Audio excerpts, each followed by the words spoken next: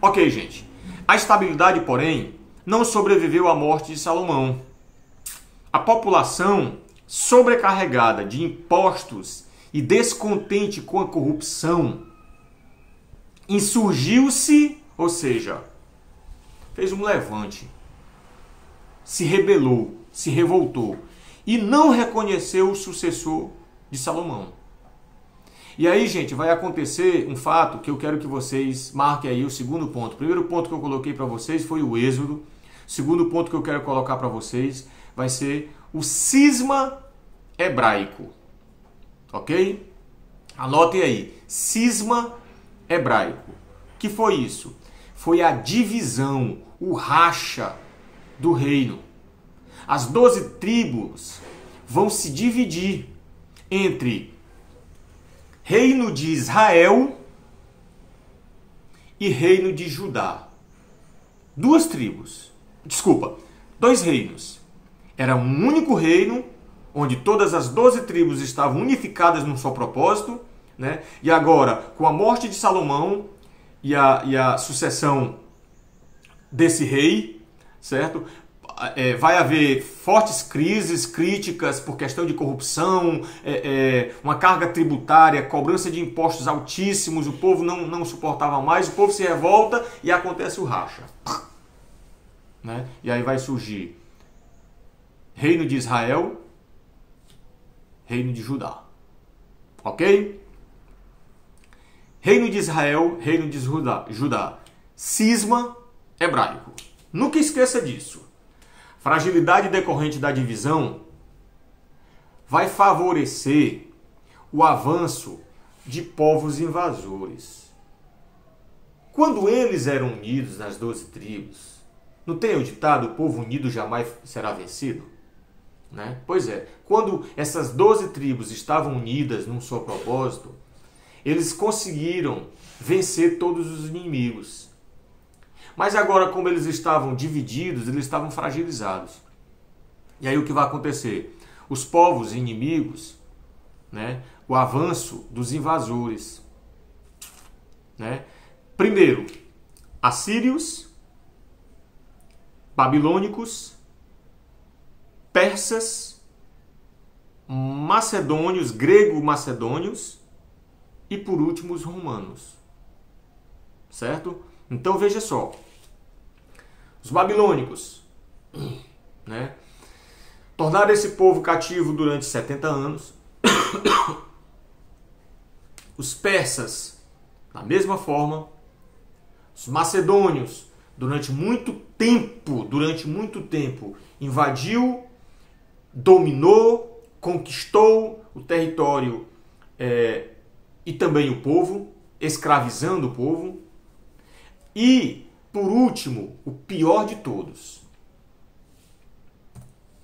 os romanos. Esse foi o calo, né? Esse foi a dor, o calcanhar de Aquiles, né? Do povo hebreu, do povo judeu. Foi o Império Romano. Quando o Império Romano domina toda aquela região do Mar Mediterrâneo, né, que se torna o maior império da época, vão dominar os judeus,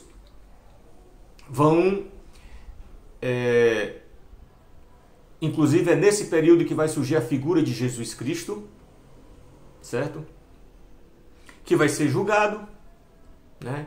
Vai ser condenado, vai ser morto, todo aquele processo que vocês conhecem, né? E aí, 70 anos depois da morte de Jesus, o povo romano vai expulsar os judeus de suas terras. Certo? Terceira observação. Primeira observação que eu falei foi o Êxodo. Certo? Segunda observação que eu falei foi... deixa eu lembrar aqui, que eu já esqueci também. O cisma. O cisma hebraico. E a terceira agora é a diáspora. Gravem isso. Êxodo, retirada do povo do Egito para a Terra Prometida. Cisma, divisão das tribos, do reino, na verdade, do império, né? Então vai ser dividida em Israel e Judá, cisma do cisma hebraico, né? E agora diáspora. O que é a diáspora? Dispersão. É quando os romanos expulsam os hebreus dessa terra e eles vão se espalhar pela Europa. E eles vão viver na Europa, espalhados em toda a Europa, do ano 70 depois de Cristo até 1948, certo? Após a Segunda Guerra Mundial. Que se der tempo eu posso falar para vocês, certo? Então, nesse período da dominação do povo, dos romanos sobre esse povo e da diáspora, o templo e a cidade de Jerusalém foram destruídos. E os hebreus só conseguiram voltar à sua pátria ancestral, agora convertida em Estado independente após a Segunda Guerra Mundial, com a criação do Estado de Israel em 1948. Então eles passaram de 70 depois de Cristo até 1948 sem poder colocar os pés nessa terra. Professor, eles viveram tanto tempo assim? Não, gente. Os que foram expulsos para a Europa, os que se espalharam pela Europa, né, casaram, tiveram filhos, descendentes, né, e morreram. E quem ficou lá na Europa foram os descendentes. Então, ou seja, quem voltou para a terra prometida, ou seja, para Israel, para o Estado de Israel, com a formação do Estado de Israel, em 1948, né, foram pessoas que nasceram na Europa, foram europeus, certo? Legítimos europeus, que nasceram na Europa, né, e que foram para a terra, para o Estado de, para a terra, para a Palestina, certo? Formar esse novo Estado que é o Estado de Israel, né, que foi oficializado pela ONU, ok? Galera, as informações acerca da história hebraica nos chegam, sobretudo, por meio do Antigo Testamento. Os hebreus, além de serem povo de pastores, também foram a única civilização monoteísta da antiguidade. Quando a gente pensa em antiguidade, nós estamos pensando, quando a gente pensa em povo hebreu, a gente está pensando única civilização, único povo que adorou um único Deus. Um único Deus, lá na antiguidade. Nenhuma outra civilização da antiguidade adorava um só Deus.